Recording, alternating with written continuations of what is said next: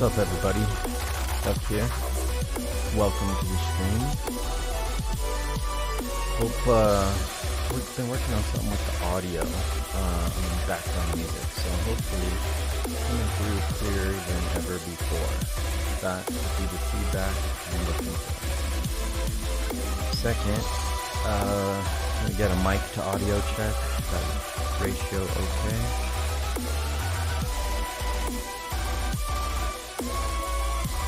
Can't hear the music. Okay.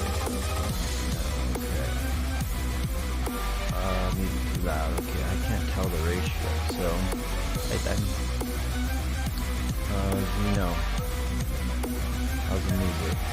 How's the music?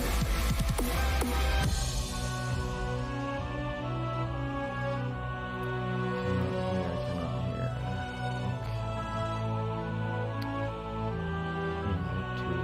Okay. Fair enough. Music has been killed. How's that? Everything good now with the mic? If so, that's good feedback. We will just only do music during the intro. We can't hear you.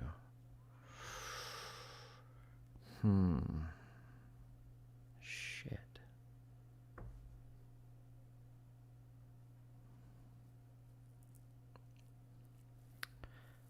Perfect. Okay, now we can. Okay, we can hear you well. Okay. All right, what's up, guys? Yeah, I was just checking that music because before we were playing the music basically through the mic. Even though it was hooked to the soundbar, it just for some reason wouldn't work that way through the OBS. So now I believe I got the soundbar to connect to OBS. So that music should have been really crystal clear, but it's just too loud. Okay, so we'll just have to dial that in further, but at least we got some intro. So all right, guys, we'll get going. So yeah, Duck been out of town for a while. You guys break too much shit in real life. Gotta go clean up all these broken things, you know. That's why we can't have nice shit. You guys, damn, break a lot of shit. Texas, man. But it's all good. It's coming back around. So yeah, to make up for the lack of streams over the past few days, we're gonna obviously do a pretty solid stream tonight, and we're gonna attempt to do a morning and night stream both Saturday and Sunday. Because unfortunately, Monday, Duck is back on a flight to Atlanta, so be there all week again. So yeah, we'll just have to see if any streaming from the road happens or not. But all right. So yeah, we got Bitcoin up here on the screen, and I mean, guys, I think, you know, Bitcoin over the past, let's see, we could just take a quick little, like, I'd say from about this point, right? So for the past basically about 11 days, okay, we're just basically just sitting sideways, right? This has given a lot of altcoins the opportunity to run a bit. So, you know, that's always nice. When Bitcoin either kind of goes up or sideways, that's kind of, you know, the window of opportunity we always speak about when altcoins, you know, it's like, look, you have your targets, right? Here's your window of opportunity. Bitcoin's allowing it. You better get there, and you better do it now.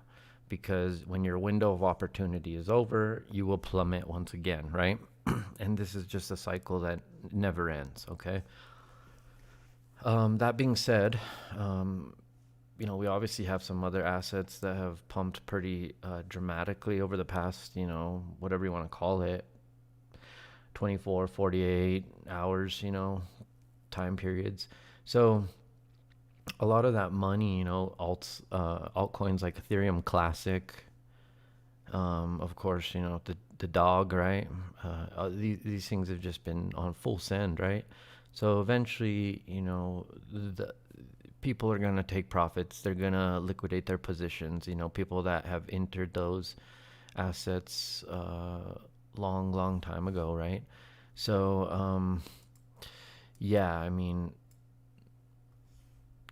eventually that money's coming back around, and it's coming Bitcoin's way, okay? Plain and simple. Because, you know, we're not at the point here where bear market is over. We're at the point where, where bull market is over. We're at the point just where we need to kind of see that one last kind of blow off top, right? And we really haven't got it yet on Bitcoin per se, right?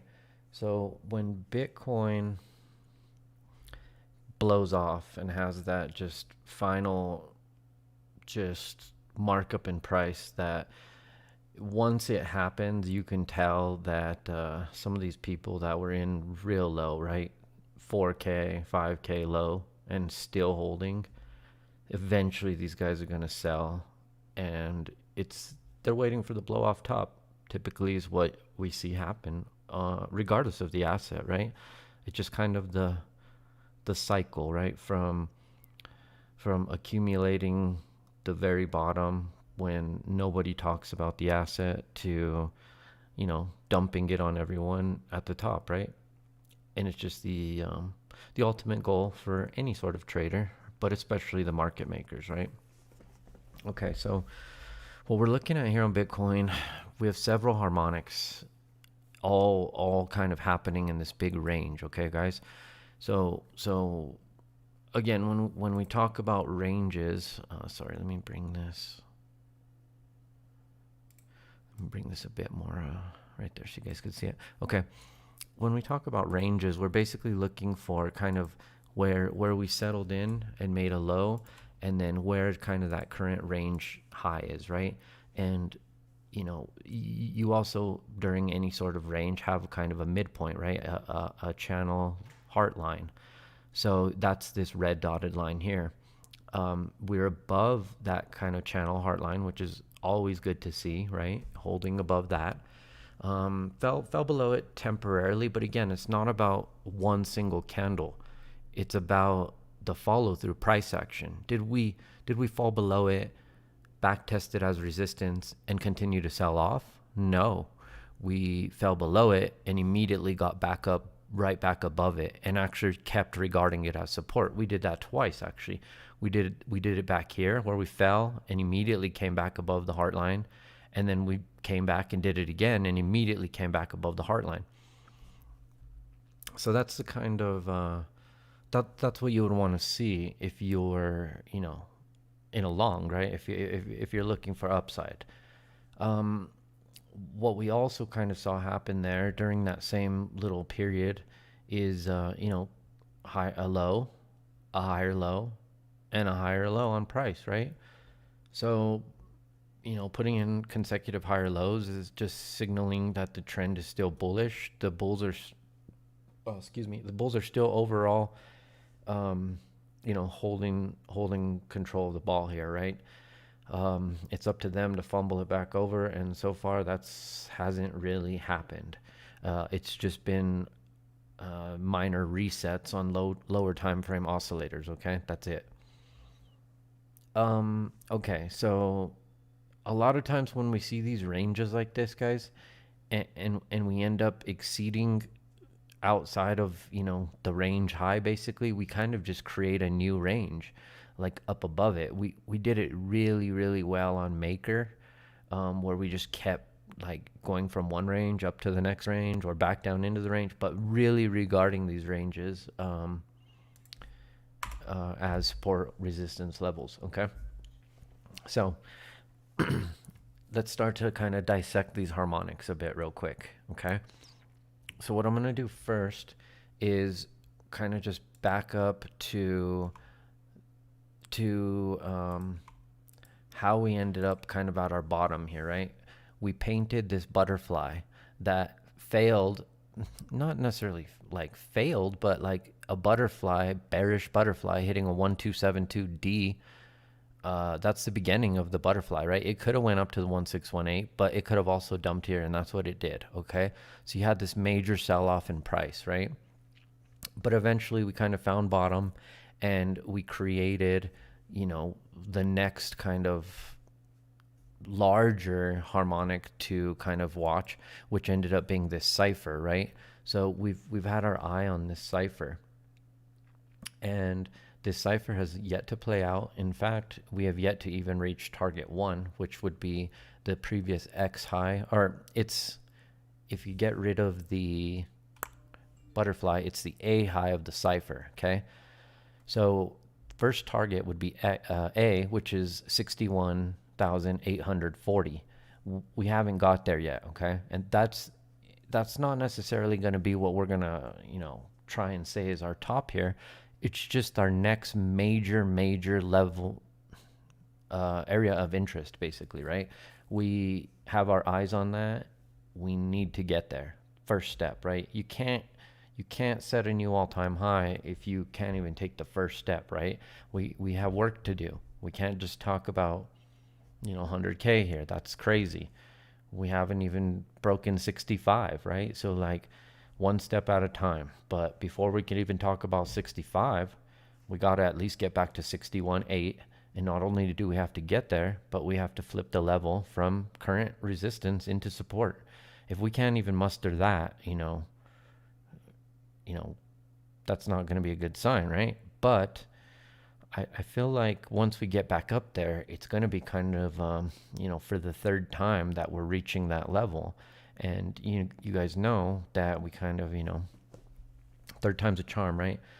So it would be like strike one right here at the A, strike two over here at the C, and then now at the target, that would be strike three. And typically when we hit that, for the third time, rule of threes, we usually can break through it, okay? So that's like, fingers crossed that remains the case, as it has time and time again across multiple other assets, Bitcoin included, okay?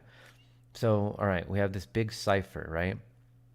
So once we hit and reach the A, we will then be looking for our next major area of interest would be the C, okay? The C high there. So as you can see, talking about the C, we've marked those as target areas, right? We have target 1 being the A, and that kind of target 3 here being the C. And this is these are 4-hour targets here, guys. This is not still necessarily may not be the top, okay? Okay, so let's continue kind of back with our okay, so let me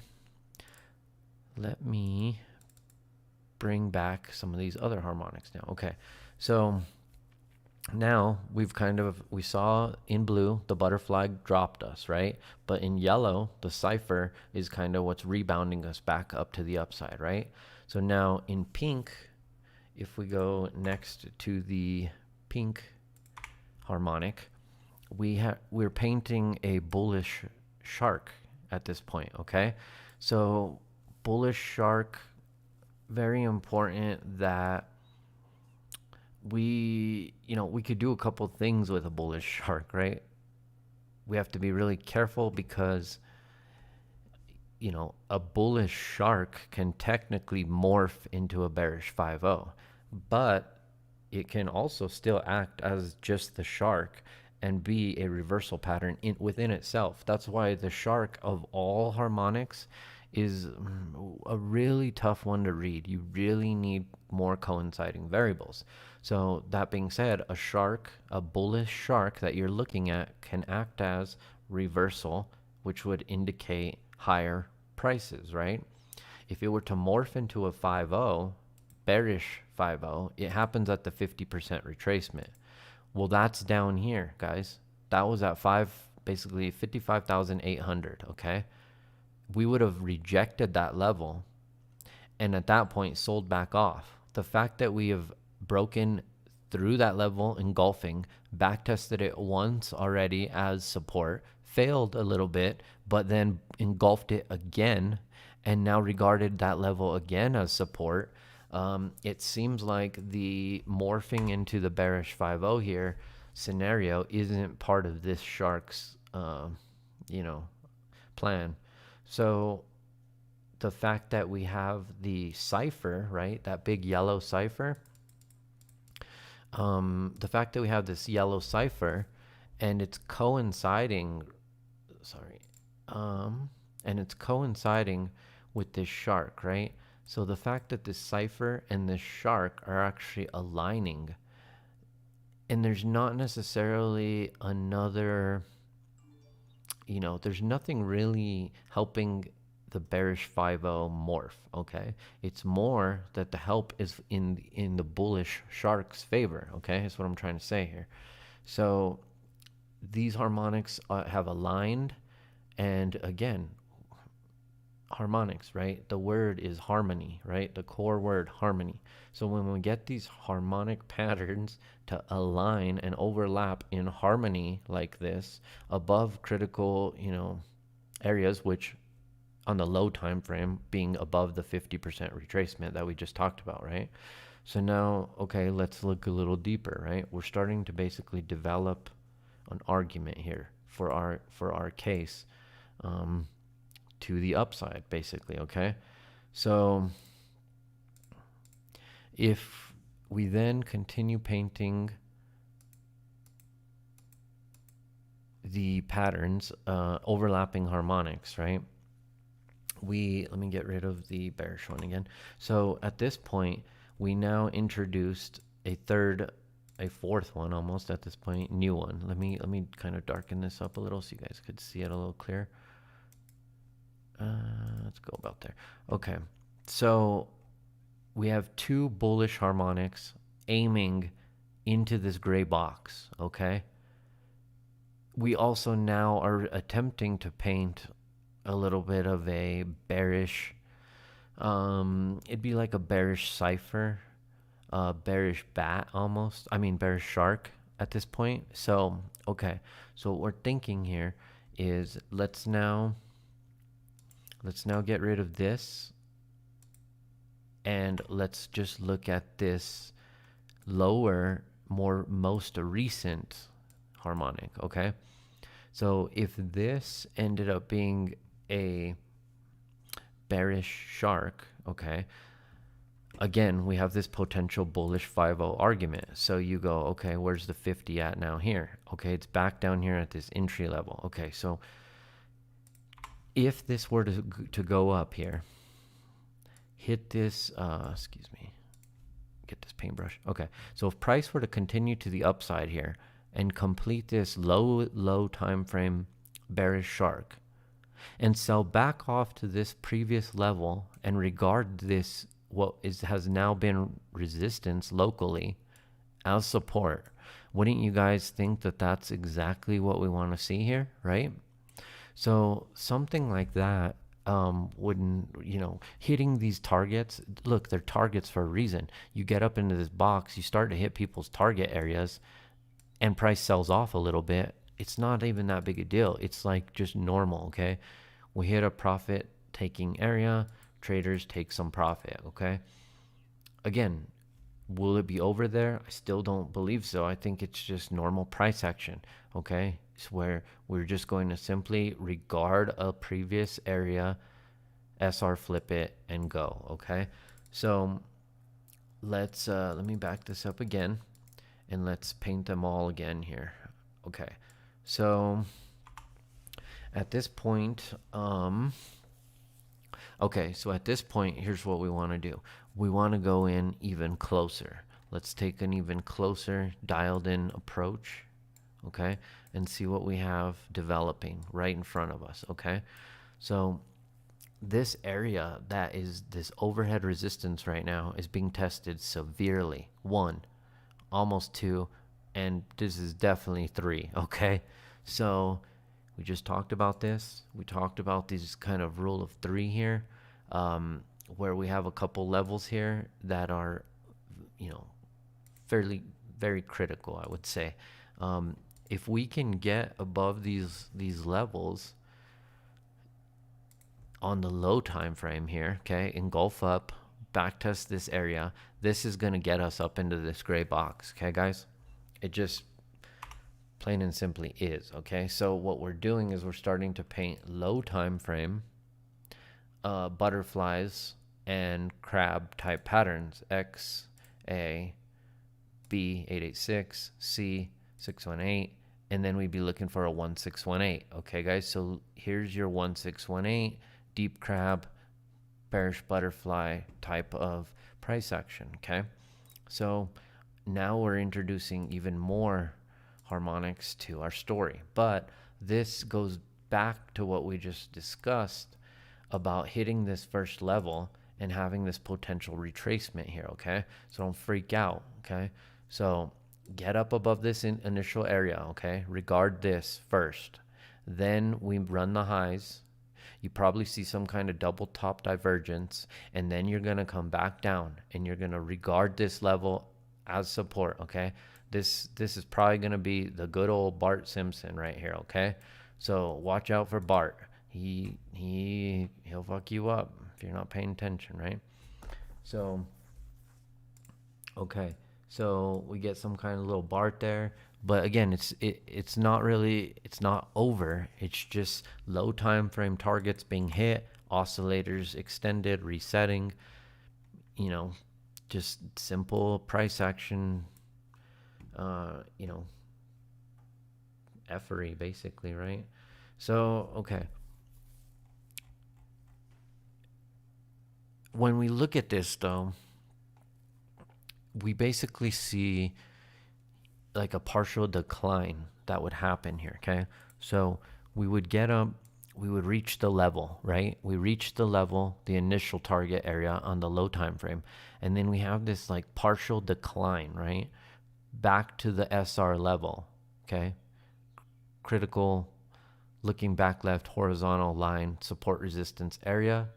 And at this point, we hold and we run the highs, okay? Now this is the blow off top, guys. That's probably where it is, okay? And you know, it's seeming like 73 area is just getting kind of it's always kind of been there, back of my mind type area as to potential this wave's over, right? Guys, this wave started at $3,800. I mean, we're at 5,800 here, okay? So like, it's not gonna be crazy to see major sell-offs in the upcoming future, okay? Because again, way too many people talking about crypto right now. It's not healthy. It's not normal. It's too much up only stuff, right? You got to start getting alert. But that, even though we're saying that, you know, we have it in the back of our minds. It's not today though, okay? But it's near, right? This bear market is going to make the 20, you know, after the 2017 high, 20K basically, right? Front run that. You know, the 2018, 2019, even into 2020, that bear market is going to look like a charity case compared to what you're going to get with the upcoming bear market, all right? Yeah, devastation is going to occur, okay? But if we can be prepared for it, potentially, you know, we could take advantage of it, right? We can find an edge in that chaotic scenario against people that haven't even ever experienced anything but up only, right? They're so new into it. They just, when you get in at that peak of a bull market, I mean, it's a really bad example for you as a, you know, 1 week, 2 week, 3 week, 5 week old trader, right? Just depending. I mean, that's not the way you want to learn, right? That's just starting those bad habits that we talk about that we're trying to avoid at all times, right? Keep ourselves in check and under control. Somebody coming in like that's gonna just be way out of control, and just it always ends bad that way, okay? And it's setting up for it, all right? So okay, so we kind of know what we're looking for low time frame, right? We want to get into that gray box. That gray box is between 61,840 and 64,850 basically, right? The all-time high.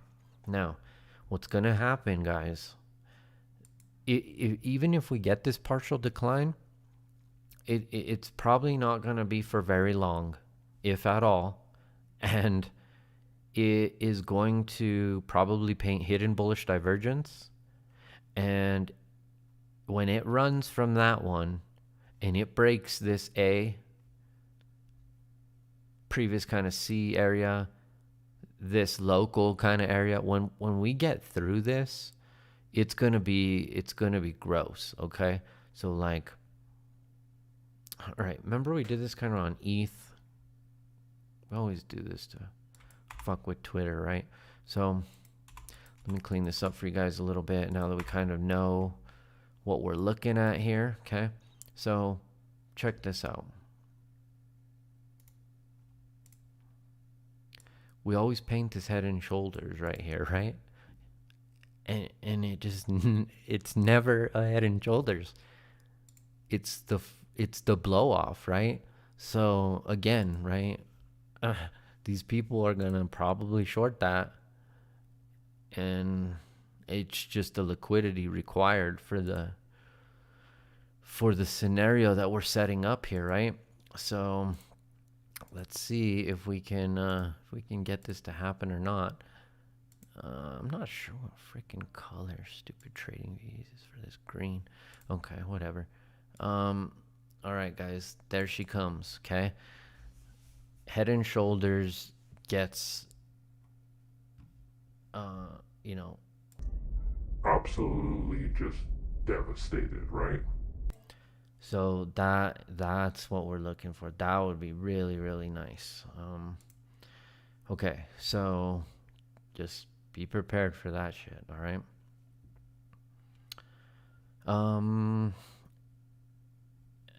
Let's see. If we go now and we start looking back, right, at these major discernible, right, kind of basically like, if they're basically what we're making fun of right here as a head and shoulders, right? This left shoulder head area, right? So we're going to use those kind of discernible swing points, right? And we're going to fib this. And we need some overhead. We need something to tell us what's going on up overhead, right? So we're just fibbing from the high to low. And again, we're going to fib from the high to the low, okay? And we're going to come up here into this area and we're going to zoom in.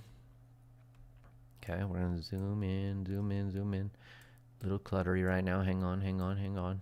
Stick with it. Okay.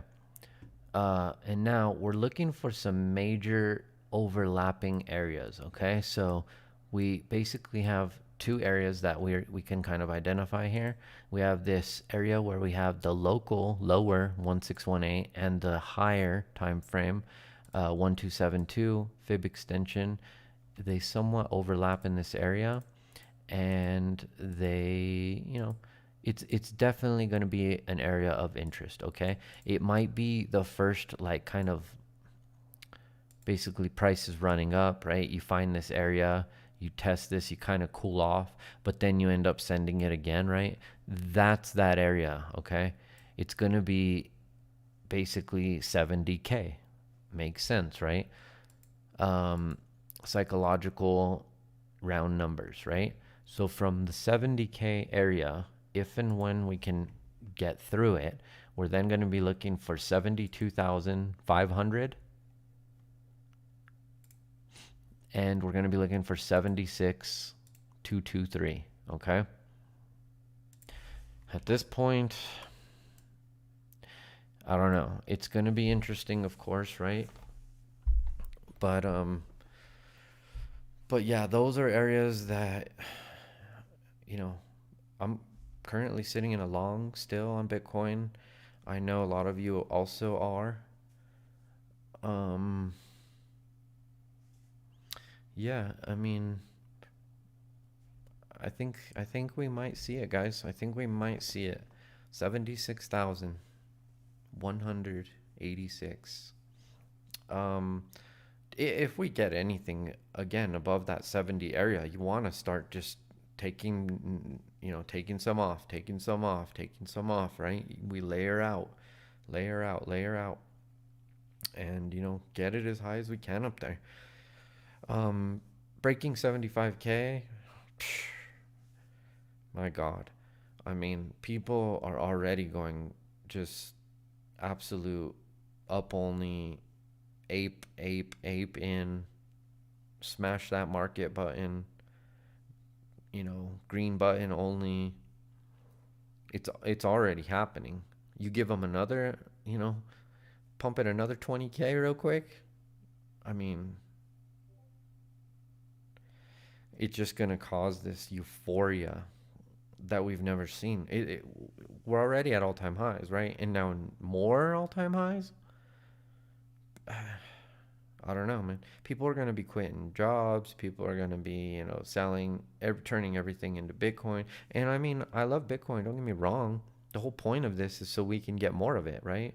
We're not saying when the party's over that we're going to zero. We're just saying that we're going to have a natural retracement and a bear market is going to enter. But eventually the bear market will end again and it'll be back to up only, right? It's just another cycle. They're just waves, right? They're just waves. So, yeah, I mean, let's get what we can. Let's get this blow off top. Let's get ours. Bitcoin's time is near. All right, we're painting that, guys. We're painting the price action continuation to the upside that we've been identifying on assets for the past,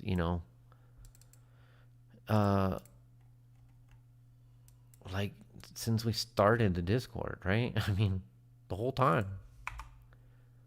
Okay, so look, this isn't new. We've seen this story before. You guys understand how this works. It's stupid too. Okay, so we got a low on price,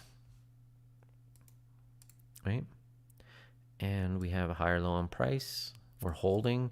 Stop right now at this point could be 52. That's still what we've been talking about, right? Let's allow it to breathe.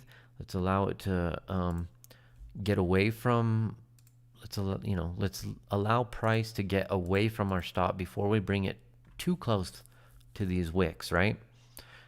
Again, if we can break and hold above these blue lines here, maybe we're getting close to this, okay? And then you bring your stop to like 54, right? You just use these discernible swing low failure patterns, right?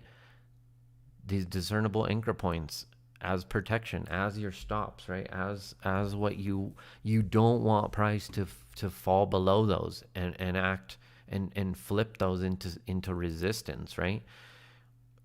We would hate to see price sell off here, back test C, fail, and then continue selling off, right? That would be horrible. We don't want to lose those levels, which is why we use them, we use those levels with our stops as well, right?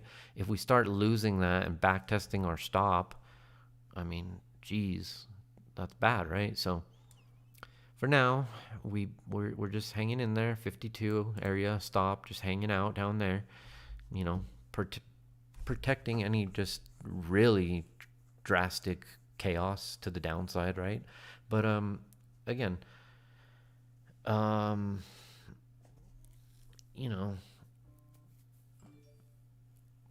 feel like we're in a good spot here.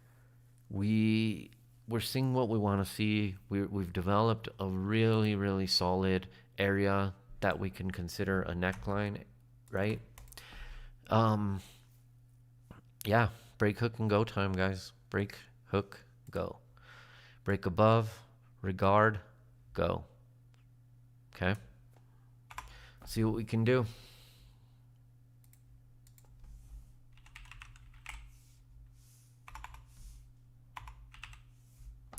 All right, Ethereum, eat Ethereum. Okay, guys. Bad news for this range. Supply is getting gobbled away severely. It's like Pac-Man's just sitting here, just chewing on this supply, right? So ETH is at pretty critical levels. If Bitcoin does what we just said, right? ETH is coming with it. Bitcoin's bringing everything, okay? If this does this, it's going to go with Bitcoin, okay? If it fails here, yeah, that's it. It's over, right? But right now, it's looking fairly promising. You had wicks below it over the past, 8 hours. But again, it wasn't about those wicks, right? It was about the follow through price action. What did they do? Simple square up down here. Okay. When before, right, we start to play this. Okay. So we paint the engulfing candle, right? We see this. Now we say, okay, maybe we square this up, regard what was previous areas, previous highs over here as now, SR flip, right? So then what happens? Price continues, you come down, you square up the level, and now you're back above it, right? So, those square ups are just the exchanges getting out at a break-even price, allowing then price action back into the hands of the market participants. And it's up to the bulls versus the bears to see, who's in control at that point. The exchange, once again, steps aside, just allowing you a platform to facilitate the battle. And once the battle happens and you have the massive move to one direction or the other, you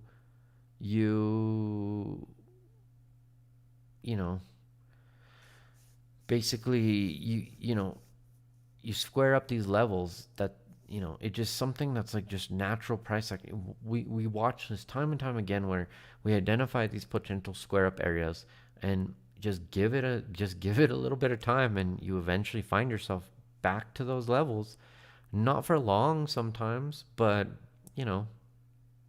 it does happen. It's just a quick like reset. It's like a gap fill, right? So I don't know. All right. Let's see. So yeah, ETH guys, again, we're painting this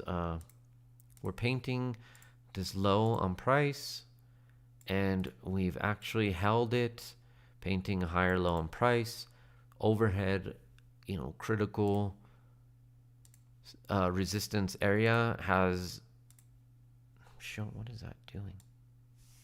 Sorry. I'm trying to get this box. Okay.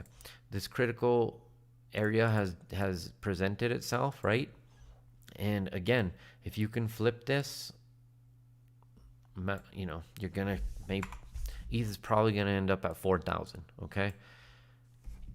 Bitcoin is gonna have to dump to basically take ETH out at this point. It's just too many apes, not enough bananas, like Dime says, right? So bloody apes. But okay, so on ETH, yeah, guys, I mean, my God, look at this. Okay. We have this discernible low area, right? And now we have this discernible higher low, okay? You see that? The MACD paints... The MACD paints a, this initial level of negative momentum, this negative momentum island, right, on the histogram here, histogram island, okay? This happened on this low area, right? We're lining the island's low point up with price action, okay? As we've painted much, much, much lower levels of negative momentum, price, with all that selling off, all that negative momentum, right? The bulls couldn't even muster to put in a lower level on price, right? So what are you looking at here? You're looking at hidden bullish divergence, indicating price action continuation to the upside on Ethereum. It's just like long year long, right? Fuck. This is, yeah, it's gonna send, guys. There's nothing we're gonna be able to do to stop this. Just embrace it.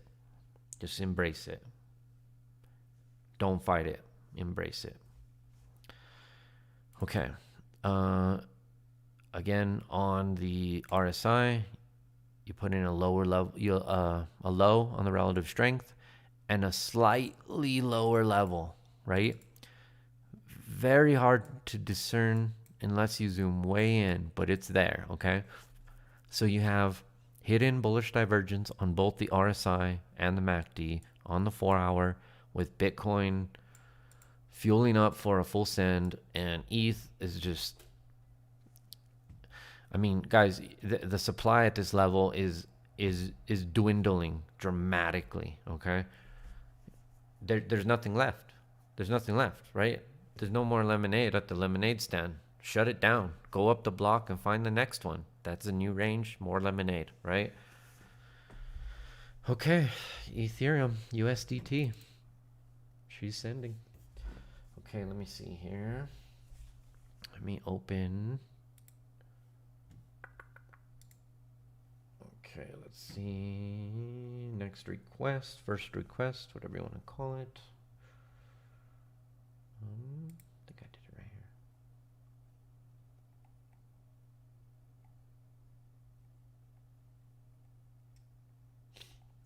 Sorry, guys, I'm just reading your requests.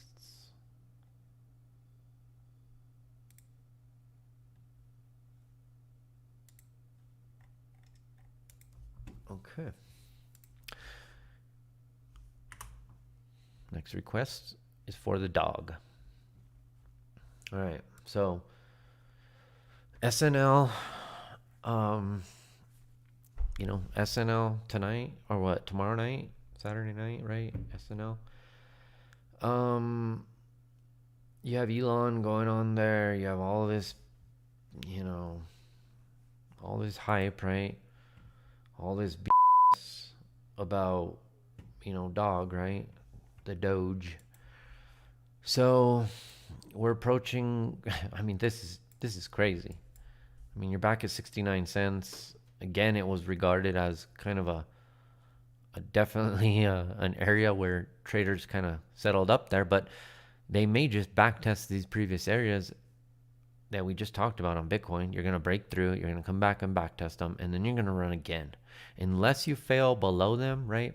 What you don't want to see is this, right? Where you take them and regard them now as resistance, right? That's not what you want to see. What you'd want to see is these square ups maybe get hit, which would be fine, but you regard this as support, right? These previous resistance levels need to be regarded as support for continuation to the upside, okay?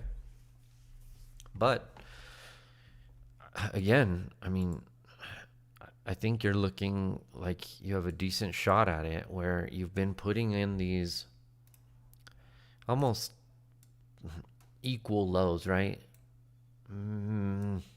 Pretty equal lows here, which is a Bukowski double bottom, right? There's 3 different double bottoms. You have a slightly higher low, you have an equal low, and then you have a slightly lower low, right? Now, when we go back to the coinciding variables, wow.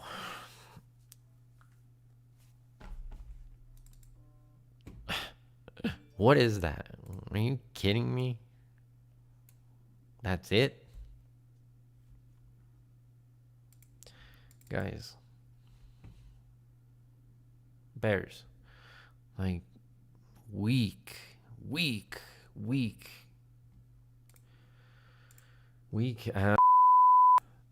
Okay. This hidden bullish divergence here is like massive. Okay. Full send time. Okay. Massive amounts of hidden bullish divergence on the 4-hour. You have a previous overhead resistance being flipped into support. The dog is going to go. Okay. The dog is going to continue to the upside. How do we stop it? What do we do? Where are we going? Let's see what we got. Oof. Okay. Before to discuss that, let me just do it one more time. All I'm doing, guys, is fibbing from the discernible highs to lows, discernible highs to lows, okay? We're looking for areas of overlapping fib levels. And we found a pretty critical one here where you have a 2618 and a 1618. And then similar to what we did on Bitcoin, you're going to have just these levels, okay? All right, so let me clean this up and let's see what we've left behind. Okay, guys, so first major area of interest makes sense. It's going to be this 80 cents area, okay? 80 cents. Currently, you're below the 70 cents, but again, you're basically you're knocking on that door, right? Strike one. Sorry, I didn't want to do it with that. So it's like strike one, strike two. If we can do something like this, we'll get it again, right? And we'll go.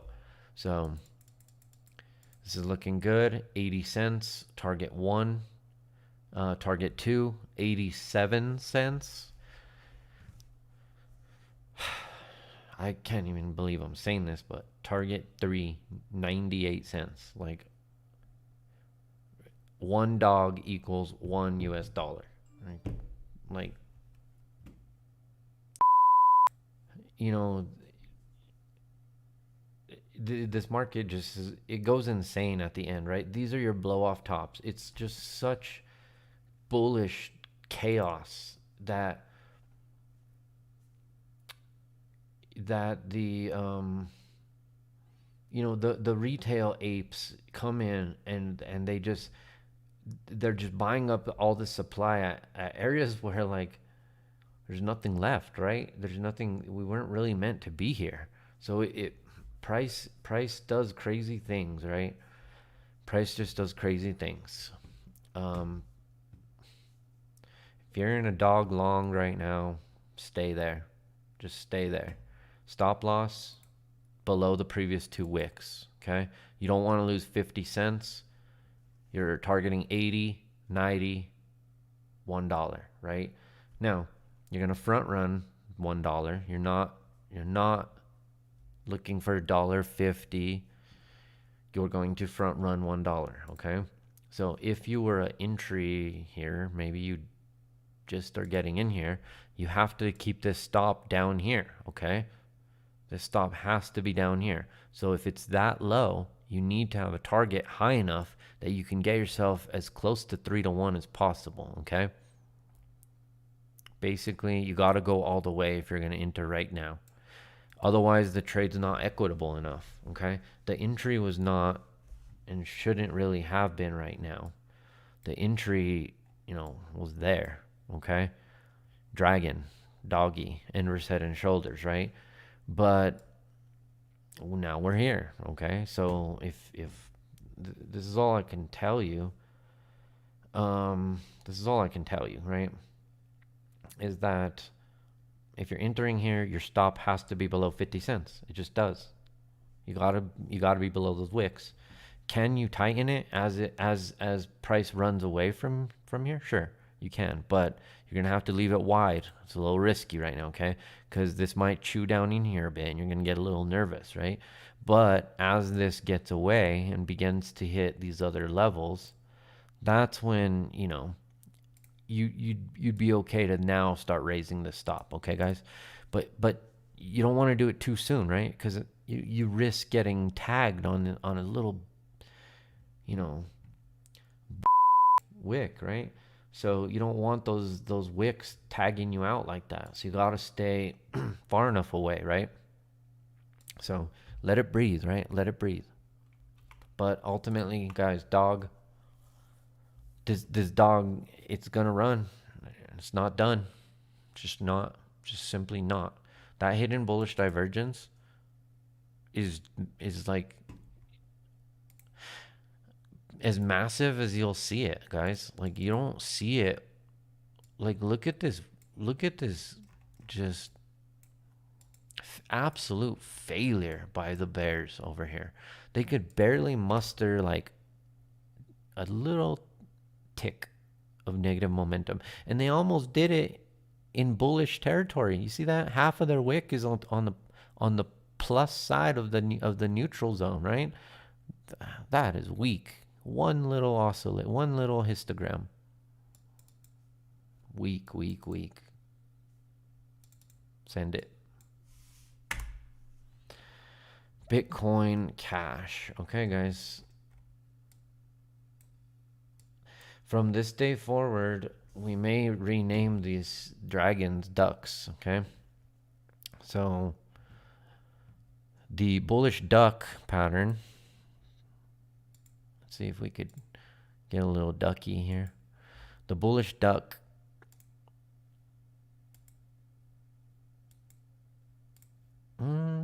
Why no background? Ah, that's why no background. Okay, does it look more duckish? Bullish duck on Bitcoin Cash, guys. We've been watching this one since the double bottom, the Bukowski double bottom, the slightly higher low, the neckline, the break, the back test, sent it, the torso, broke it, regarded it. Remember, we said how important is it on a bullish duck that we create this torsoed area, the abdomen, right?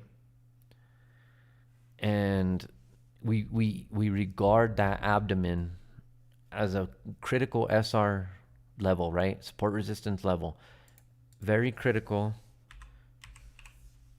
SR level, must be flipped, right? That's what we talk about on these. So, I mean, we did exactly that, right? We took that level and methodically broke above it, held it, engulfed. Okay?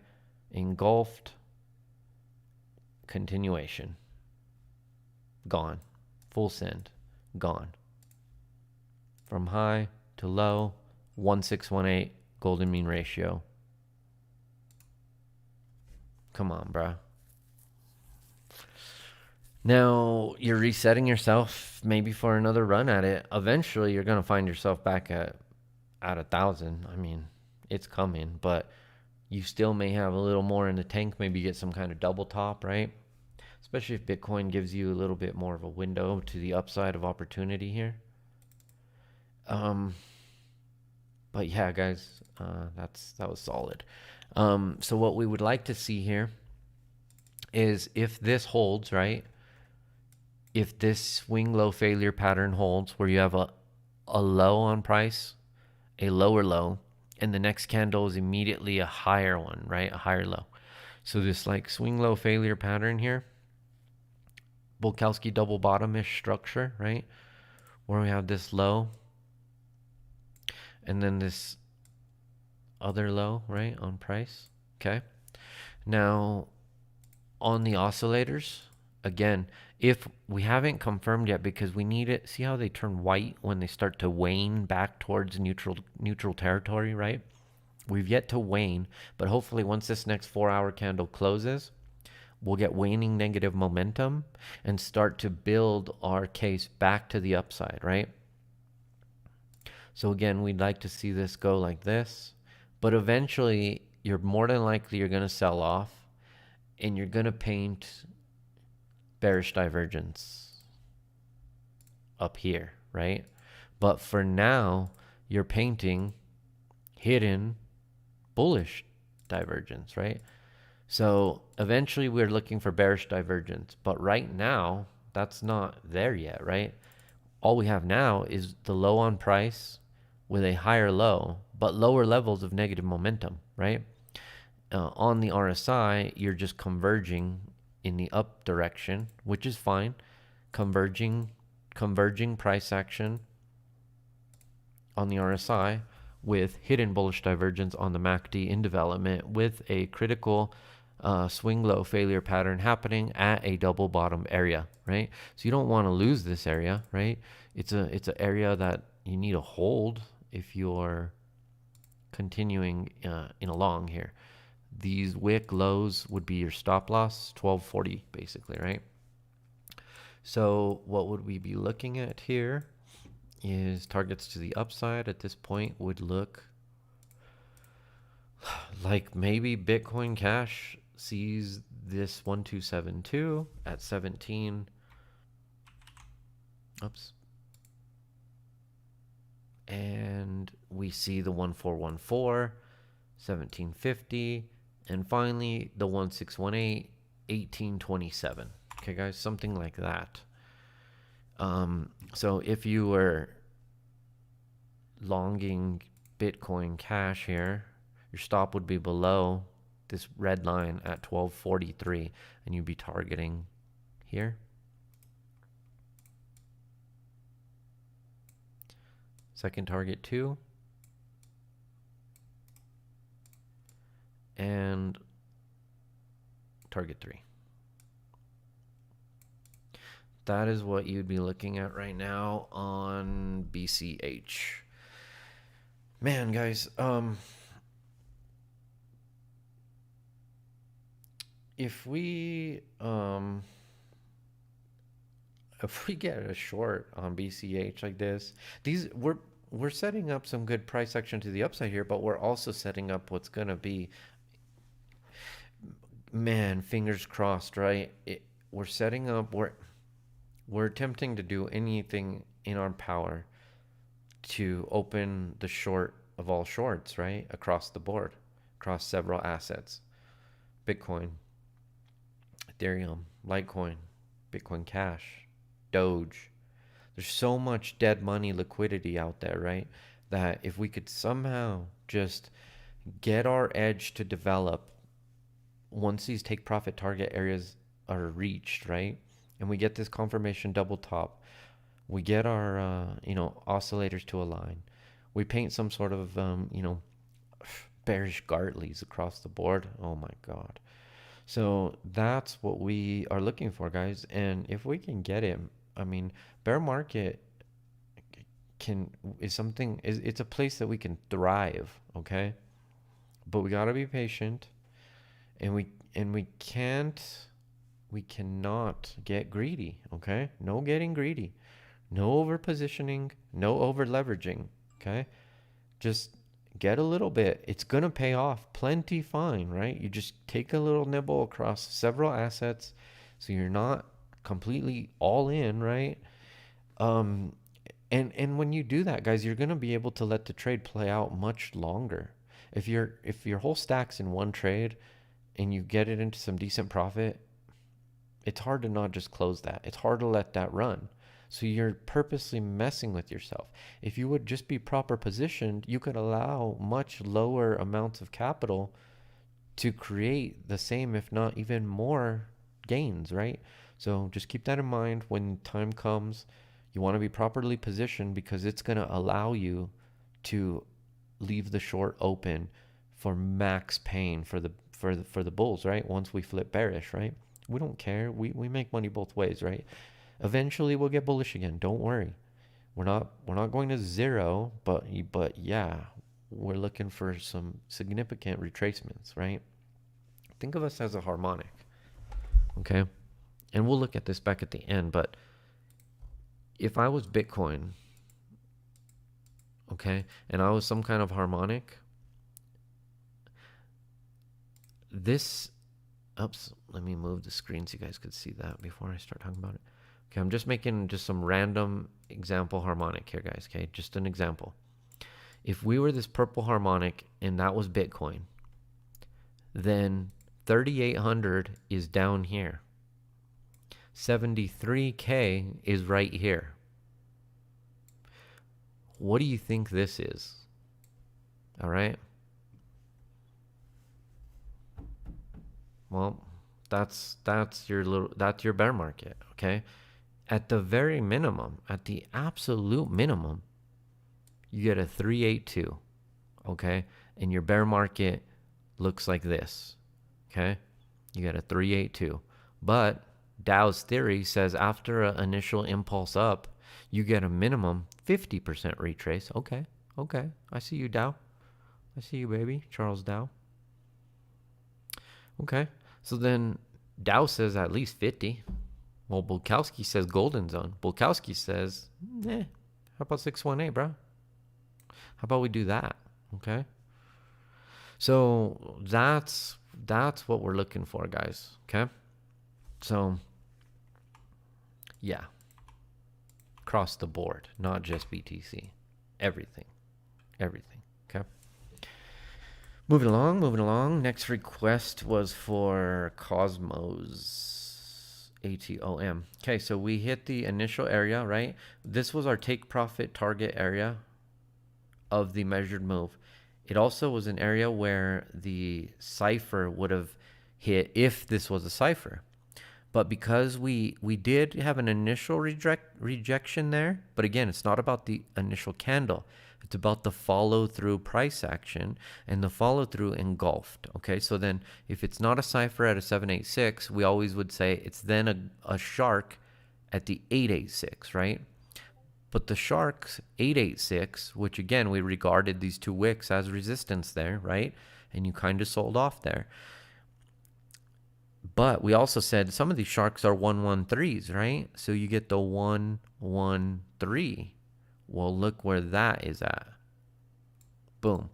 Now this is more like it because you had a significant kind of traders closed. Yes, you went a little higher, but they closed at that area. So now this is that shark that goes to the 113 that can morph to the 50, guys. So this is where you get the bullish 50s. Okay, so if I was a bullish 50, what would I have to do? I would have to come back to this level, $24, okay? So I would retrace myself back to this level, regard this as some kind of support, and then we could run the highs again. That's how you get a bearish shark morphing into a bullish 50, okay? So basically,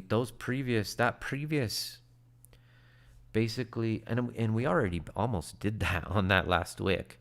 So can you go a little lower? Sure. There is some square ups down there, but you almost already did this. You see that, guys?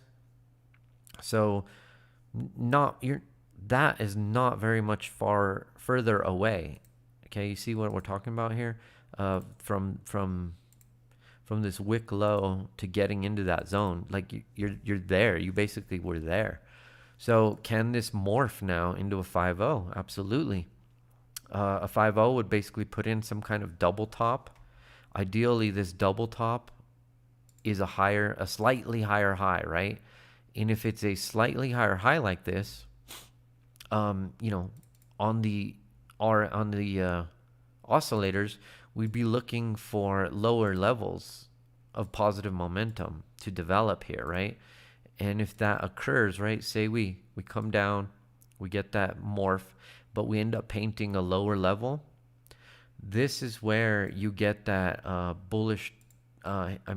this bearish divergence to happen, because you end up putting in a slightly higher high on price and lower levels of positive momentum, okay? Anything like that. Okay, we want a higher high on price, lower levels of positive momentum. We want that to occur at the area where everything is topping off, right?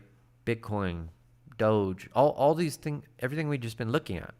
It's approaching, right? So everything's approaching that level. Okay, so you're going to be able to almost, in theory,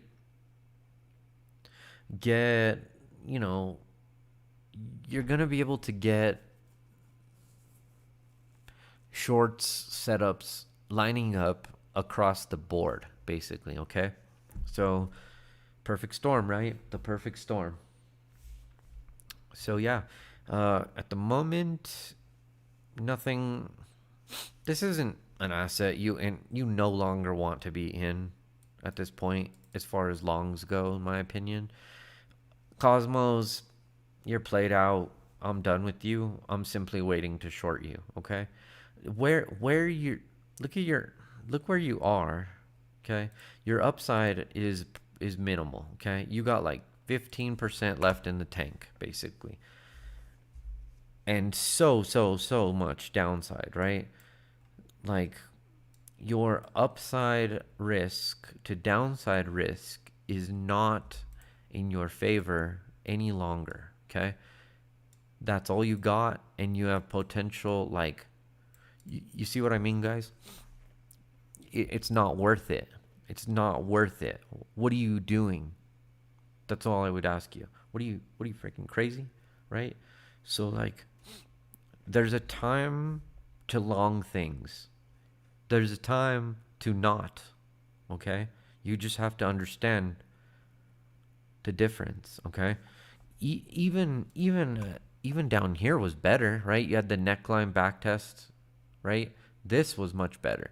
But up here, it's like, I don't know. I'm not touching that shit. Okay? AVAX. Same thing, guys. Look, you've reached these blow off top areas here where the 113, right? 113, 113. Okay? So we hit this shark, okay?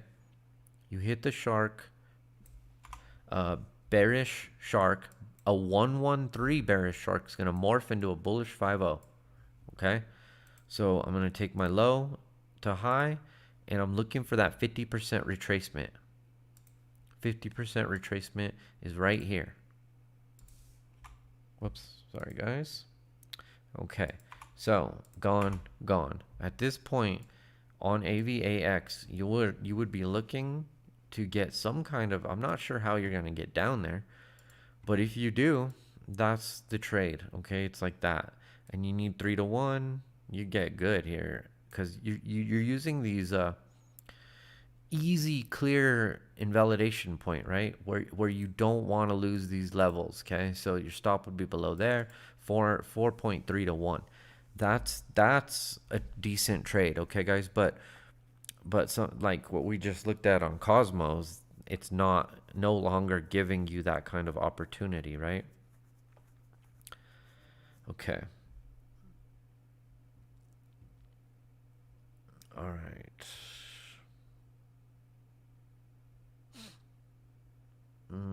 Let's see here. Looking at the chat. Hey, Club and Only Gato, clean it up, or you guys are gonna get banned. None of that shit. DM yourselves that shit. All right. BNB, USDT. Okay. All right, BNB, you're aiming for what is going to be next around 700, and what will eventually be probably around like that 750, 770 area. That's where you're going to complete this bearish butterfly type of deep crab type of harmonic, right? Where what we have painted here currently is the butterfly. Okay, so the butterfly gave you this initial 1272 reaction. You sold off a bit. Okay, well now that part's played out. Okay, so now we can look to run again, and if we can run again, you guys can look for that 1618 overhead resistance. Okay, that golden mean ratio. Okay, so how would we do that? Okay, so currently zooming in here, we're painting, we put in this initial low, right, on price. Excuse me, we put in that low. Let me clone this. And we have this slightly higher low, right? Bulkowski double bottom. We've painted a fairly clear neckline, okay, here. So again, we're looking for potential break, hook and go type stuff, right, guys? What we always look for here, right? Where we want to see this neckline regard what was once, previous resistance, right? We want to see regarded as support and held, right? Hold this neckline as support, and this is how you can see again price action continuation of the upside. I'm not sure if this is the all-time high on BNB. Yeah, it has to be, huh? So yeah, potential again. New all-time high, BNB. My God. Okay, so what would we be looking for? Let's see if we could on this low time frame right here. Okay, we're basically painting this Bulkowski double bottom like this, but these double bottoms with that slightly higher low, they'll give you the harmonic, right? They'll paint you the butterflies, the deep crabs, right? Where you have the slightly higher low. Does the 1618 coincide? You're about here, guys. Okay. So not exactly coinciding with that larger harmonic, but pretty close, right? Within $20. I mean, that's good enough. I like that.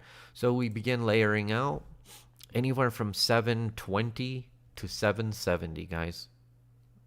So just this zone, right? We just want to have layered orders just sitting in there. So you can just get these wicks to go up there and just grab them, just like Pac-Man. Just go up there and just chomp through them and then fail, right? You basically are attempting to, take profit at the top, right? That's your goal. We don't need to hit the exact perfect top ever, but we're trying to buy low, sell high, right? So you can take this low here. You could take this long here because it's got a much better risk to reward ratio for you getting up into this level, and your stop is fairly fairly clear here because you have these lows, right? This A low, this anchor point low, this previous low, and you even have this previous low almost coinciding with that. Not only that, but if you look back left, this is kind of where this B anchor point was, right? So let's keep our stop below all three of those, right? Below the C, below the A, below the wick, below the B. You're below all of that. So that would actually place your stop loss around 587, 585, call it, okay? So your target area would be 725 to 770 kind of area, and that would allow you 3.68 to 1 current trade setup. Again, don't get crazy, don't over leverage, don't over position, just take a little bite, get some profit, compound your stack, guys. If you just keep doing that on the long run, it's much, much better for everything, including your mental health and state of mind, right? So don't be a bloody ape. CRV. Look at that stupid wick. Yep, got it. So this basically you have a dragon here on CRV that, in theory, one could have still been in here from the lows. There was no need to have ever sold per se yet because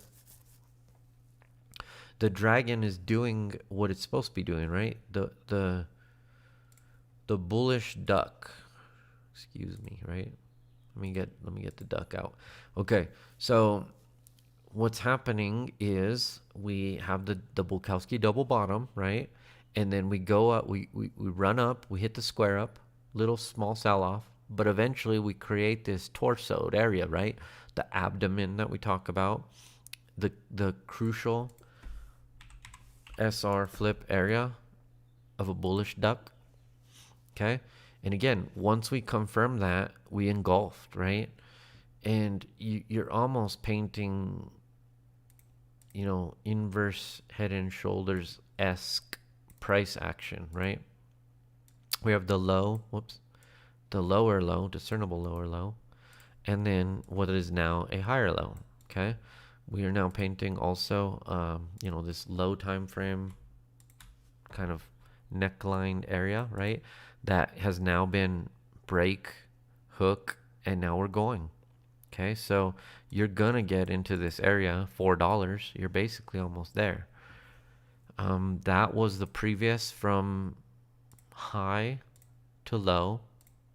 Okay, previous from high to low, 786. After that, 886 at 437, and if you can get it and break the highs, 531. Okay, so let me mark these levels. We have that one marked already pretty clear. Let me mark the second one. and the third one. Okay. So that's kind of what you'd be looking for on CRV at the moment if you're the one requesting CRV. Okay. All right. Let's see what we have next.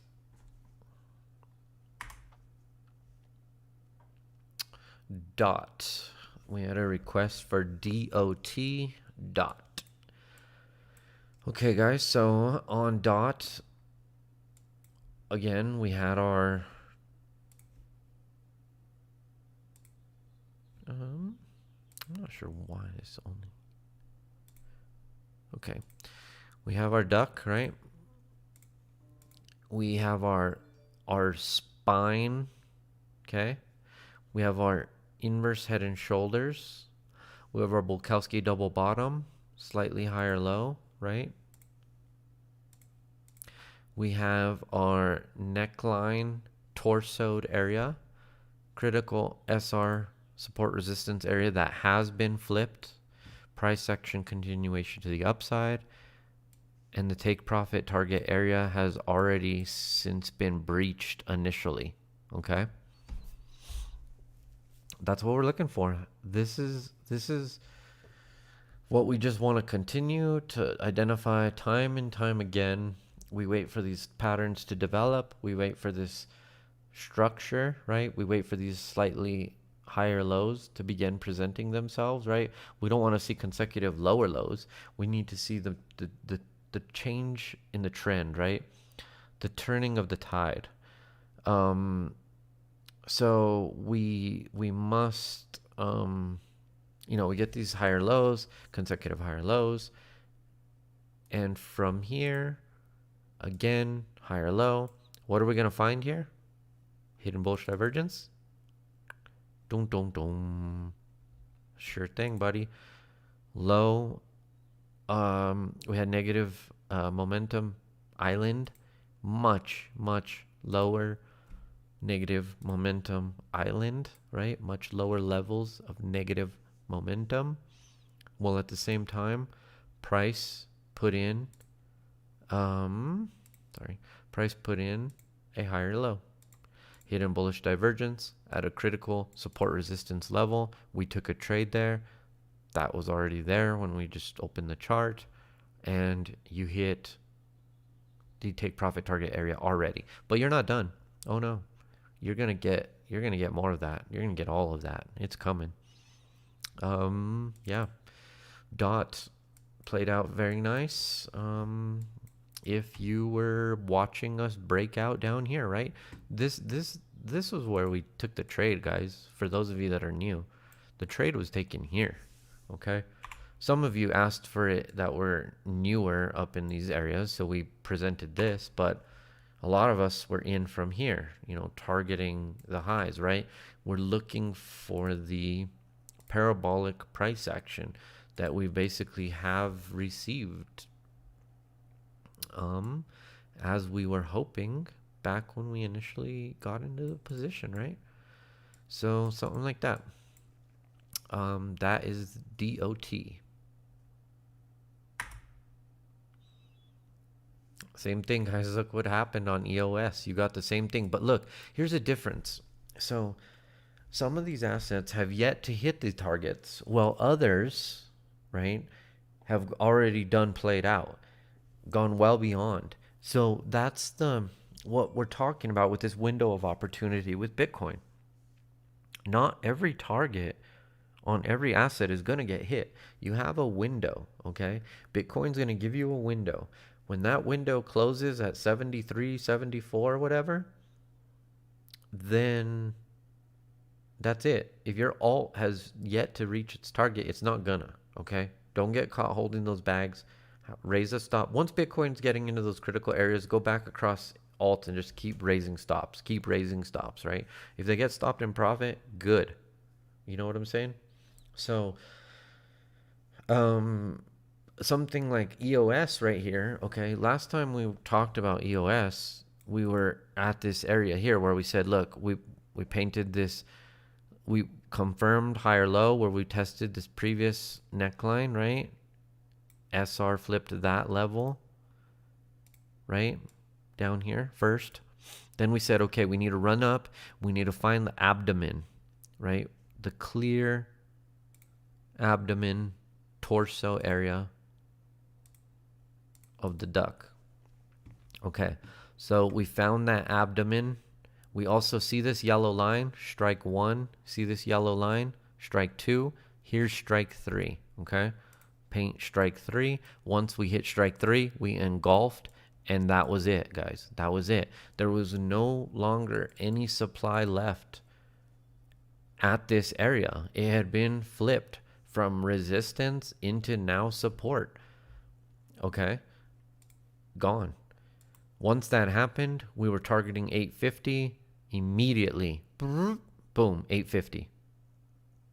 Once that's hit, we're then targeting the 1618 golden mean ratio. From swing high, okay, swing high, April 17th, to swing low, April 23rd, we have hit the golden mean ratio, 1618, at 1155 EOS. Everything's been hit, okay? There's really nothing left here. There's no longer any sort of trade, bullishness, nothing. It's over. This asset is on timeout. What are you going to end up seeing? You're going to end up seeing a double top. Maybe it's a slightly higher high, lower levels of relative strength and momentum, and you're going to sell off, okay? So can you get a trade from here to here? Sure, but you're a greedy little, you know what I mean? Like, no longer an edge in your favor, okay? If there's plenty of other edges elsewhere, you move your money where there's a better edge. You do not force things that have played out, okay? The entry for this trade happened 12 days ago, okay? You're 2 weeks late. It happens. Get over it. Understand it. Know how to sit on your hands. Take this as a learning experience, right? Patience. You're teaching yourself patience, right? So, but, you know, if you want to trade, there's also other things that we just painted on other assets that offered you an edge, okay? So don't force it just because you're an EOS moon boy or you're in it for the tech on EOS, right? We don't care about the tech. We care about the edge presenting itself on significant time frames, right? Once the edge presents itself, we attack. When the edge is gone, we move on. Simple as that. Okay. Next.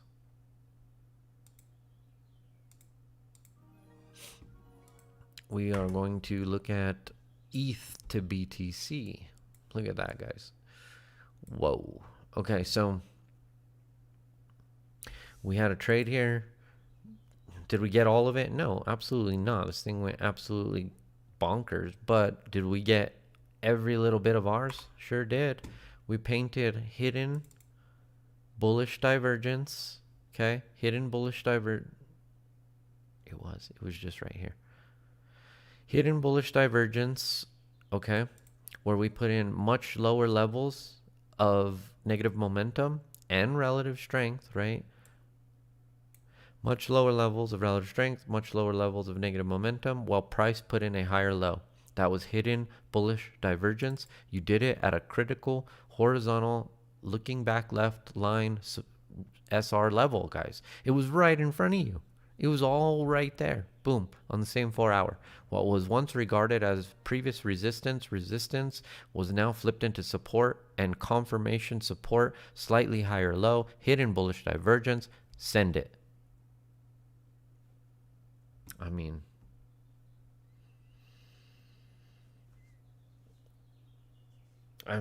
geez, that's just art, right? It's beautiful.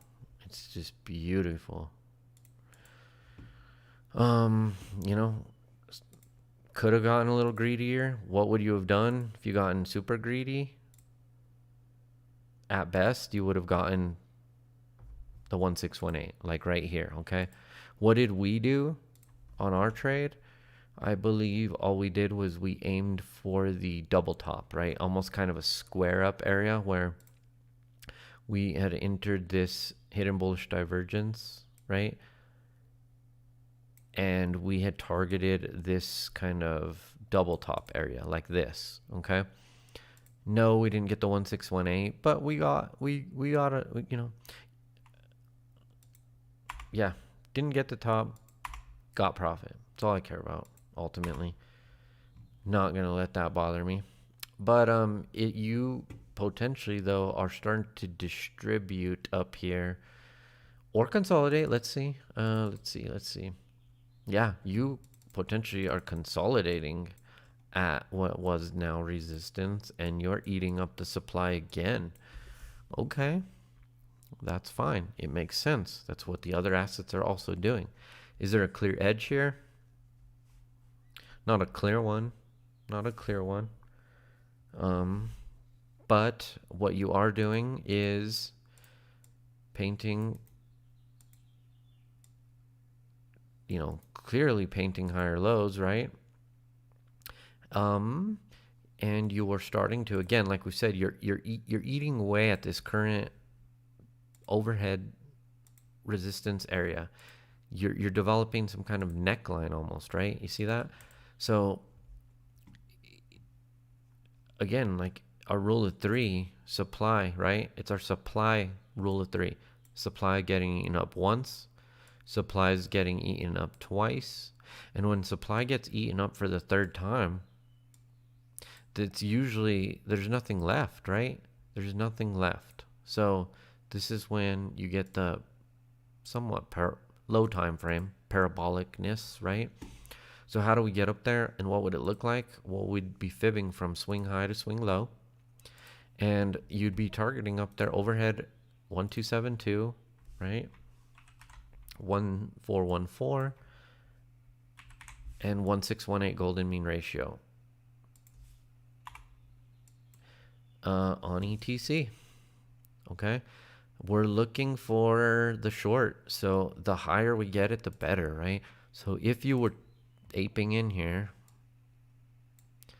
you need 3-to-1, or I mean, you're not quite getting it on the first target, but let's see, by the time you get to that third target, that's not bad. 2-to-1, a lot of guys trade 2-to-1. I prefer 3-to-1, but 2-to-1 here. I mean, if you want 3-to-1, just bring your stop up here and say, you know what, this last wick, you're going to hold, give me 10.5-to-1, or you're just going to stop me out right away for a small 1.3% loss, okay? Or you're going to give me 13, right? Say this was 2x leverage, you'd be stopped out for 2.6%, or you would profit around 27.5, okay? What do I mean by supply being eaten up? It's simple economics 101, right? Supply versus demand, right? When there's no more supply left, right? The demand for an asset is too great at a certain level. The supply becomes non-existent and it's gone. And price has to go up to find the next area of supply. What would an area of supply look like? A next area? Well, think about that. If we were in a long, right, and we were trying to take profit, you know, up in this zone that we just identified, right? We just identified our take profit target area zone, okay? Well, look what that looks like, right? That is an area where you're going to run into it. It's a wall. Like, look, we just made a wall, okay? So your current wall that previously existed before any of this was painted, right? It was like that, right? We were approaching it and we found this wall, but we ended up staying there and just chopping at it. And you have higher lows, right? Price putting in higher lows. The trend is increasing, right? We see that in the parabolic curve. We see that in the trend line here. So as the trend increases towards the area of supply, it just, the market indicating more, right? More up, continuation to the upside. The trend has not changed. There's more apes, too many apes, not enough bananas, right? So that's what I mean by supply being eaten up. So we're looking for the next area of supply, which would be us, right? It's us.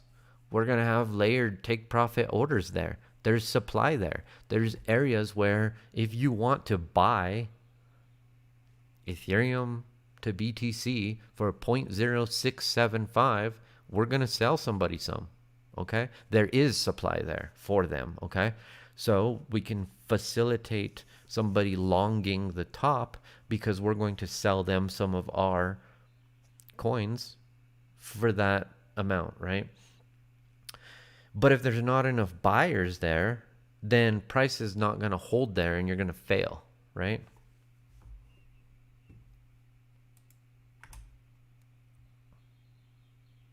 Okay, guys, this was FTM. Major short on this one. We got some nice profit. Didn't quite hit the level yet. But it's not over. We're just gonna have to see what happens here. Okay, so what can happen here? This was a shark, okay?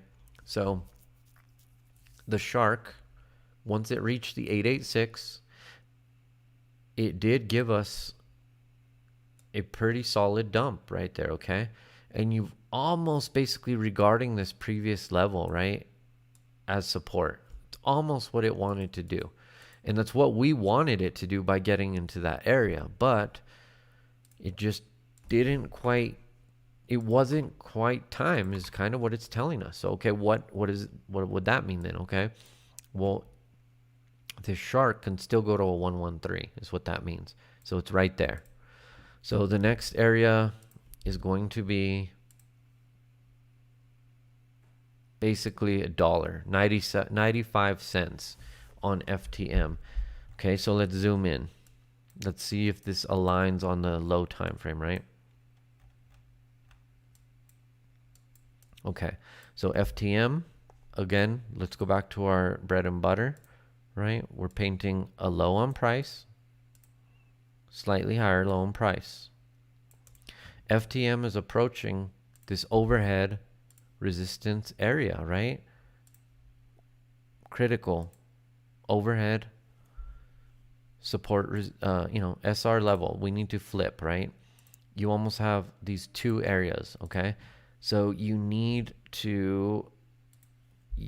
price to get into this zone, which you are, maybe hold the bottom or just get right out to the top of it. And then you can see these highs. Okay, that's how you would do it. You're also going to be painting a butterfly on the low time frame. XABC 1618. There it is, guys. Okay, so FTM, even that butterfly low time frame 1618 actually probably puts you at $1.98. So your target area next is 95 to 98 cents. That basically is signaling to us that people are going to front run $1, and that could be our next potential, really nice area to take again another stab at a short here, right? We just keep taking data as it presents itself and make of it what we can with it, right? We make the best educated decision that we can based on the variables in play that we've identified. And these are significant variables because of the time frame, right? We're not finding these on the 3 minute, right? We're on the 4 hour. So these are going to be fairly decent rejection areas, right? That we can look to target, okay? So, yeah, let's see what we can get out of that. Let me see here. What do we got next?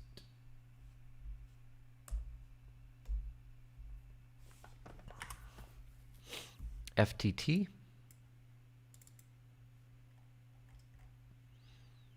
Okay, so FTT again, you painted that 886 shark. You had the initial impulse down. Next, we're looking for the 113. 113, 113, doop. Right here.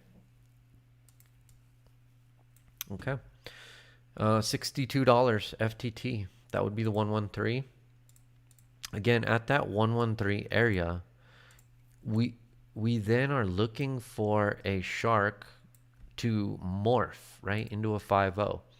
So how do you morph into a 5-0? You first run up and you hit the 113. You then sell off to the 50, regard the 50, and then you run the highs again. Okay, that's a bearish shark selling off 50% of the way, Dow's retrace, morphing into then a bullish 5-0. Okay, so trades like that, you know, you target the 50 first, right? And sorry, you target the 50 and you want this to be 3-1, so your stop can be right there. Once you reach the 50, you morph into the 5-0 and you target back the double top of the highs. Again, looking for 3-1, 3-1, allowing the 618, protecting your stop. Okay, on the high time frame, this morph looks very double toppy. Okay, so it's like, okay, you had this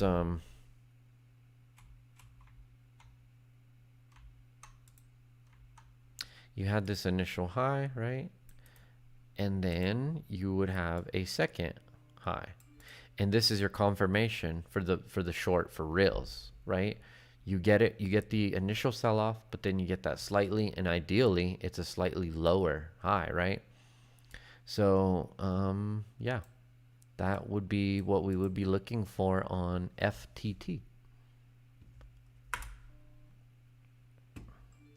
Oof, it's doing what we wanted. It just, man, that wick, freaking wick. 113 sell off, morph. Maybe too bullish because of Bitcoin, but what would we be targeting next? Let's see where we were after. We were, you see this dragon duck, right? It's still not even over. That's what this was for. This came from over here. Okay, so we're basically saying this might go to 420. Is that a joint? Okay, how do we get to 420? X A. I don't like it. 1618. The harmonic itself isn't really that discernible. It's not the best butterfly due to this. You needed this to be a 382 like this, okay? But that being said, you still utilize Fibonacci regardless if the harmonic is textbook or not. The fib is still the fib, and that's a 1618, 420, okay? So if Bitcoin holds up, Ethereum holds up, everything kind of holds up, then Litecoin might see 420 here, guys. So yeah, that'd be pretty sweet. Litecoin to 420 would be nice. Let's see if I can get this to do this. Let me do one thing real quick here, guys. Sorry. And there we go.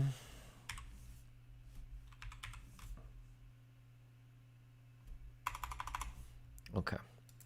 All right. Litecoin 420. Maker.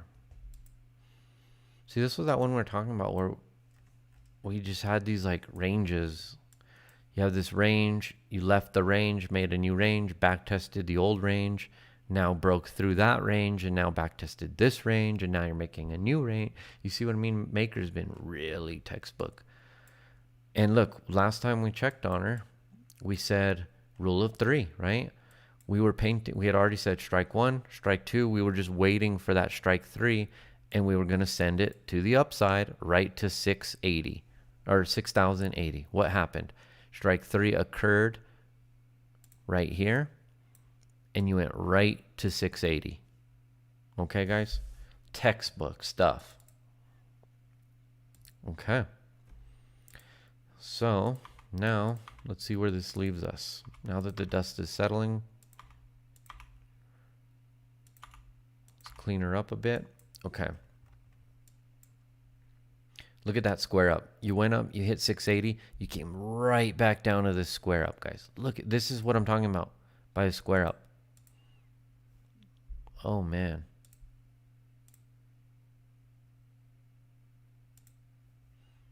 Okay, so look at this. You see how we had that wick, that just engulfing candle that went right up from the break hook and go. It went right to the first target immediately in one candle. Okay, so when you leave a price, an area like that so dramatically, the exchange needs to come back and square that level up. Okay, so that's what we're looking at here, is the square up. Okay, so let's watch. Let's go up, hit target 1, hit target 2, hit target 3, and now let's go back and regard what was once targets as resistance, and we're going to go back and we're going to square up the level. As soon as the level is squared up, that's all we needed. Price is back into the hands of market participants, right? There's your square up, and there's your confirm, and now we're back, heading back up to the next direction, right? Back up. Okay, so decent area here that we flipped, right? The square up flipped it into support. Okay, so let's look for the divergence. We got it again. Hidden bullish divergence. Okay, let me clear this up a little bit. Okay, look at this.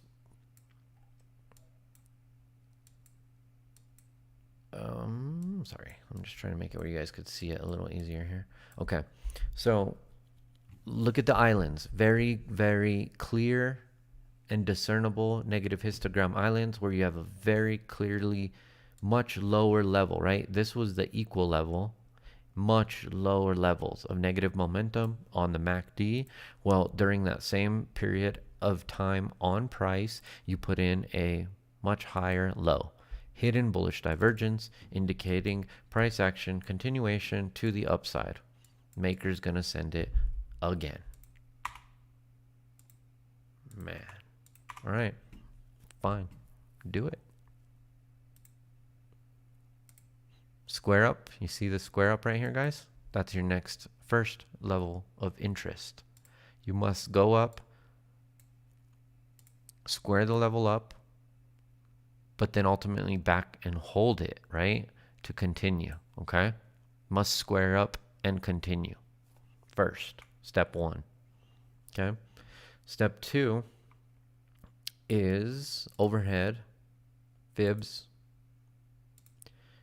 targets, 6,800, 6769, 7,000, 7286.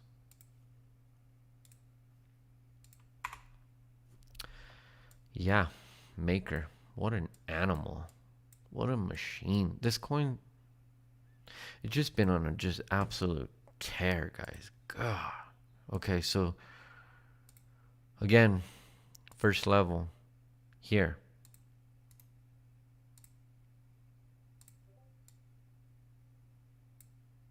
Second level here.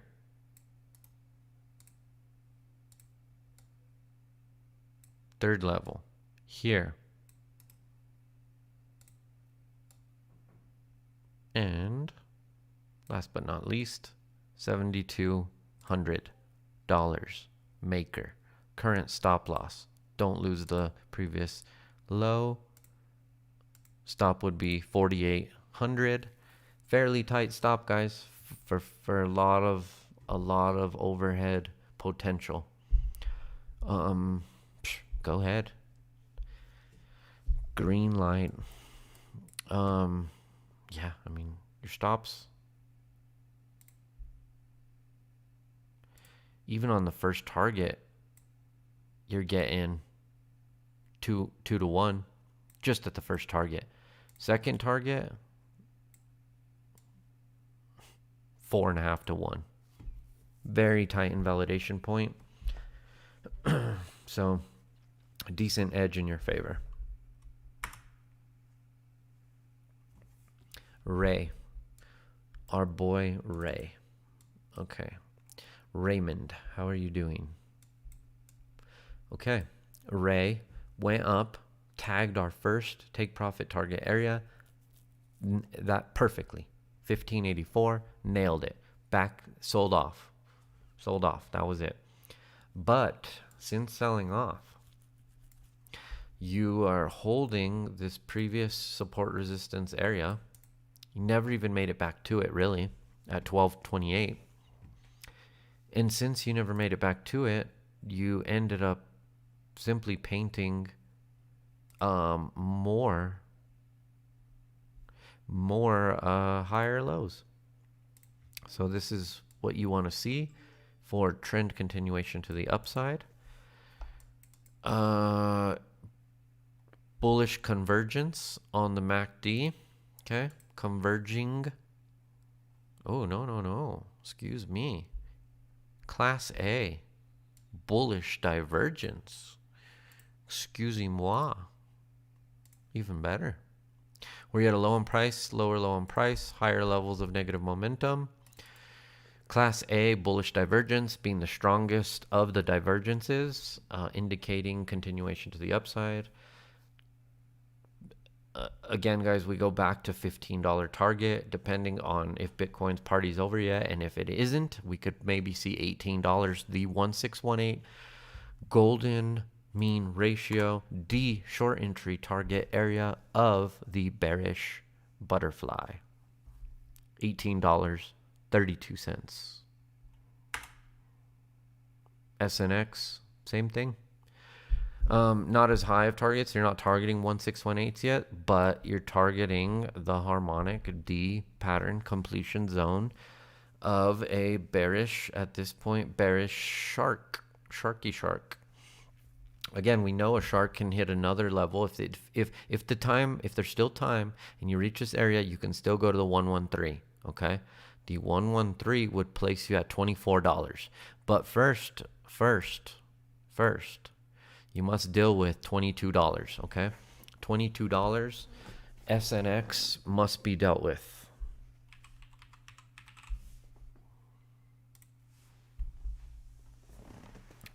XRP. Okay, guys, this one was interesting. Remember, we talked about two assets really significantly over the past, basically when we bottomed out here, over these past 2 weeks, we've been mentioning two specific assets. One was Bitcoin Cash. Two was XRP. We said, why on earth are the two,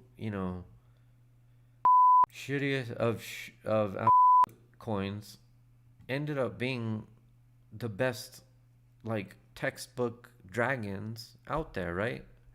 Look at how clear this duck was, right? So what happens on these, right? At the bottom, we get the initial low, right? And then when we sell off, we paint that slightly higher low. We have that down-sloping trend line that creates the spine, right? And then we have the torso, the abdomen area, right? Which was very clear here because you had just these congestion areas, right? Very clear abdomen area of the pattern, right? Let's see. I'm gonna make this gray. Okay. So we did what we were supposed to do on XRP here. What else did we do? We had a low on price. Not quite. Didn't have the hidden bullish divergence as clearly here, but we definitely had the torso, right? and we talk about this with these patterns, that one of the most important things is this SR flip, right? The support resistance flip of the torso abdomen area. So that being said, we can now begin to fib, right? So we're going to fib from high to low. Fibbing from high to low, this gives us our overhead target areas. We've already hit the 786. So next area of interest for us is going to be the 886 at $1.85 basically. Okay? If the party is still going, right? Then we can look for the highs. We can now look for the 1272 at $2.25, the 1414 at $2.40, and the 1618 golden mean ratio $2.60. Ultimate final level, final boss on XRP. You would want to be looking at it like that. Again, stop loss wise, you don't want to lose these levels down here. Okay, you don't want to lose $1.30. You're currently sitting at $1.60. Yeah, that's how we would paint up XRP at this point. So yeah,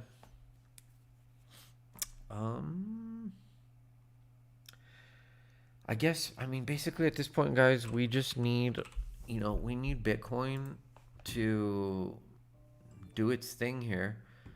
We are looking for, let me zoom in here. We're looking to get ourselves into this gray box, okay? So we've approached and are just sitting right at this critical area that we must break through. If we could engulf here, guys, this next candle, if you get it and it engulfs, like, it might go sideways for a while, but eventually this is gonna engulf all of it. Ideally, you back test it right back down, and then you engulf it again, right? Something like that. Okay, so we need Bitcoin to do this in order for all of those other assets we just covered to do what we just said they may do. So for the rest of the evening, guys, since I'm a bit jet lagged, I'm going to call that a wrap on the stream. But like I said, we're gonna shoot for a morning stream tomorrow, maybe like 11 a.m. I don't know, between like 10 a.m. and noon. We're looking to do like a morning stream, and then we will go into an evening stream. So tomorrow allows to cover tons more assets than this evening, of course. But also I'm gonna cover more just static charts in the Discord. It's just been a long week. I've been on flight after flight after flight. So cool. Hope that gave you guys a little bit of clarity over at least for the rest of the evening until the next stream happens tomorrow morning. So I will catch you guys back in the Discord and update some more charts that we didn't get to. There was a million requests. So cool. Thanks, guys. And yeah, another good stream in the books. I mean, that was 2 hours. So hope you guys enjoyed. And yeah, have a good evening.